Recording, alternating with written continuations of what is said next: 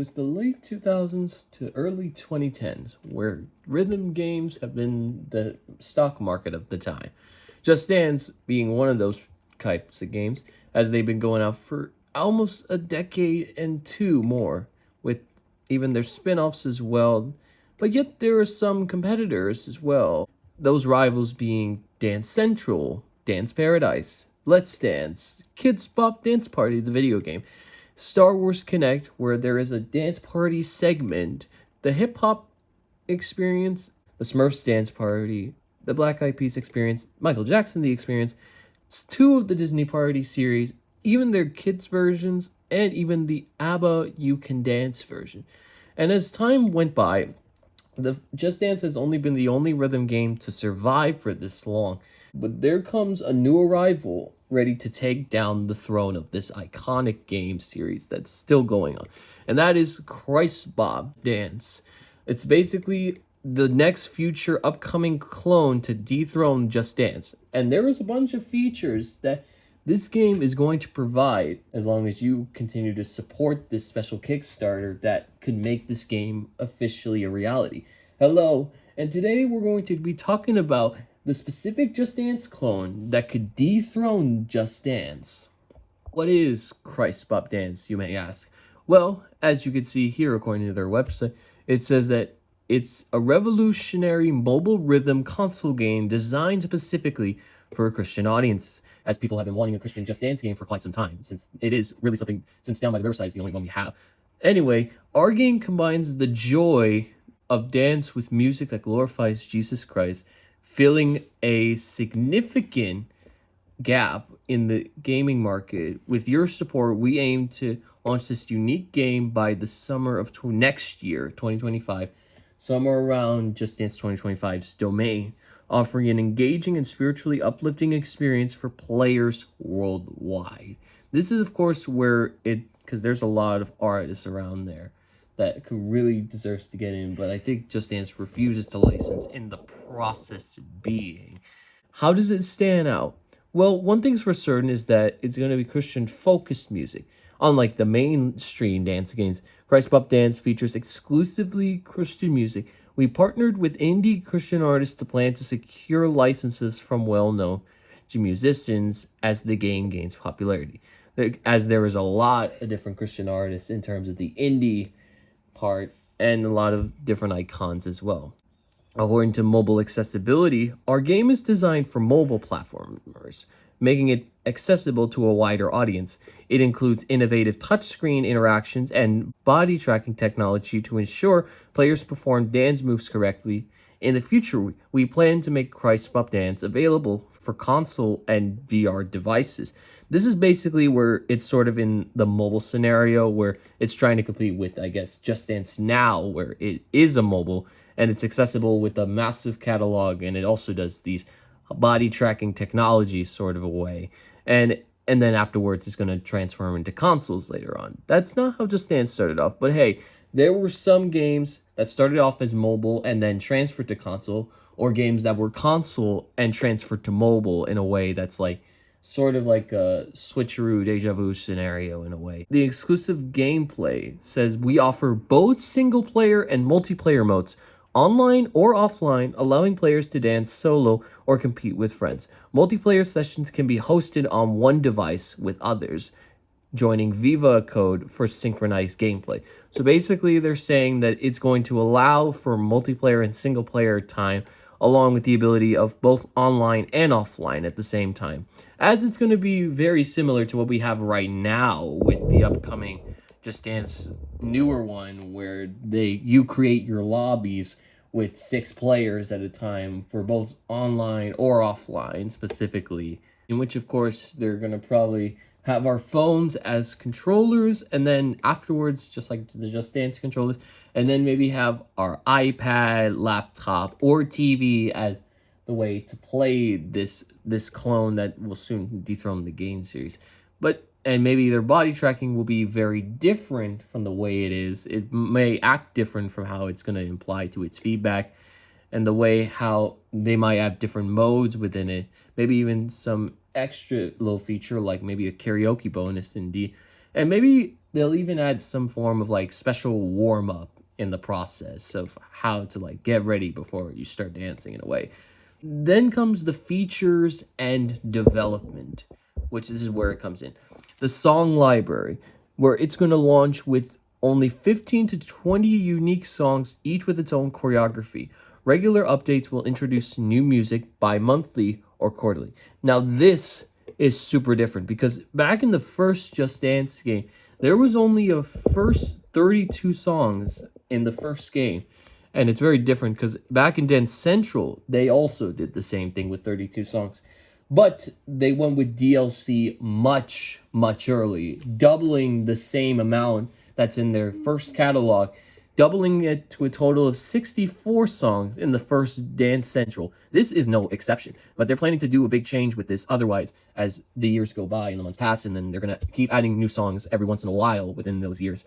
Then comes the character and location variety, which is 5 to 8 characters and locations to enhance the gaming experience. They're basically going to the Dance Central route where you can create or select specific characters. Not only that, but also the specific stages you want to play in. So this all comes into massive customization on the character you play and the background you want to dance in, specifically on the song you select in. This is where they're going different. That is the legit opposite of what Just Dance is trying to do. I mean, in terms of Just Dance backgrounds, they're a bit different, as they tend to be strange on whether it's from a place that's on location or unknown or just a simple void of nowhere to be seen. Then comes achievements and rewards. Players can earn achievements and rewards, encouraging continued play and engagement.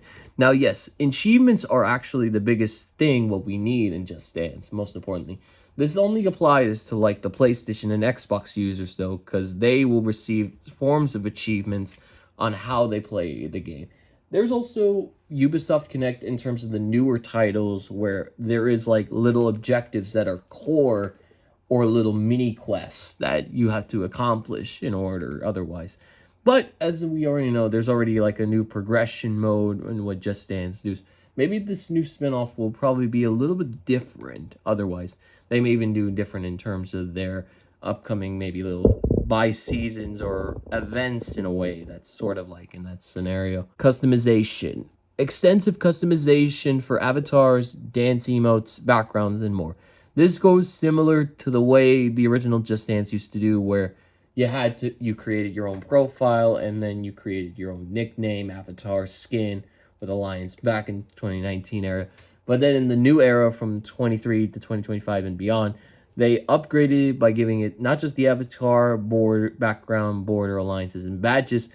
They even added special emotes, scoring effects, and victory celebrations as well to make it stand out more. There is even, of course, back in the older days where the Mojo coins were its currency in terms of daily challenges of what they provide to what you earn. And maybe even that was even used for like the slot machines in order to get little stickers and prizes and all that, to expand on the DLC in a way that is sort of in that scenario. And maybe some DLCs even applied in Mojo Coins, but they're even some way otherwise differently. And then we have monetization. In-game currency purchasable through microtransactions and in-game shop for exclusive items. This is going to be very different from how Just Dance had their shops, which contain different DLCs or song packs, and maybe aside from the Just Dance Plus or Unlimited Catalog category streaming service. And yet there's going to be something different in terms of, I think, of how they're going to change things very differently, the way, in terms of the currency they're going to make that's similar to the Mojo coins when purchasing stuff like this. But yeah, now we move on to the team and budget breakdown. To bring just Christ Bop Dance to life, we need a talented and dedicated team. Here's a breakdown of the key teams and estimated cost. First, the development team, which costs like $400,000, with front-end developers, which are responsible for the UI and UX design, animation integration, and implementing game functionality. This is where, of course, where it has to evolve around the UI design of how it is today from back-end developers. managing databases, multiplayer functionality, server costs, and content management. This is the part where they probably work on like the extras in terms of the backend, and the admin panel developers, creating a web-based interface for game administrators. The creative team comes to a total of $300,000, and one of them, of course, being choreographers. Design unique dance routines for each song. Of course, choreography is a major role for Just Dance as a whole, because without them, then it'd just be plain boring. There's not much action to the game series as a whole. And yet, it's important that they provide each with unique choreography for each map, because from the first game of Just Dance, they also each song was given a unique choreography. Some had recycled moves, and some had new moves, and some had very intense ones. The Christian artists and musicians license music and collaborating on new tracks.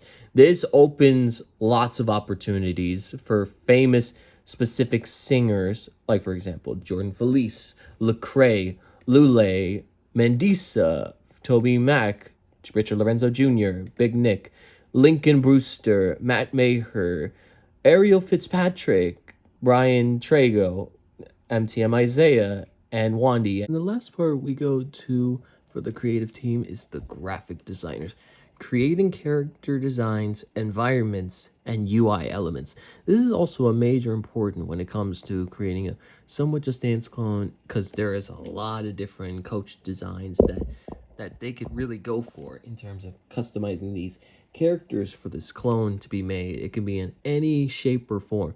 But I think what this new Christ Bop dance is going to go for, they're pretty much going to go basic with the Dance Central design that's going to be easy and very appealing, that won't go crazy about, in terms of not only that, but also the way the background would even connect with its environment, because there are things that the environment is either good, bad, or just horrible in any sort of way in terms of its qualities. So, and I think in terms of its UI, it's really going to change of how the menu will look very differently from how Christ Bop Dance will compare to stuff like Let's Dance or Dance Paradise and Dance Central, as in order to make this screen of a UI look very different. Now comes the final part in terms of the team and development of a budget breakdown, is the marketing and operations, only coming down to only $100,000. Marketing specialists promoting the game through various channels to reach to a wide audience.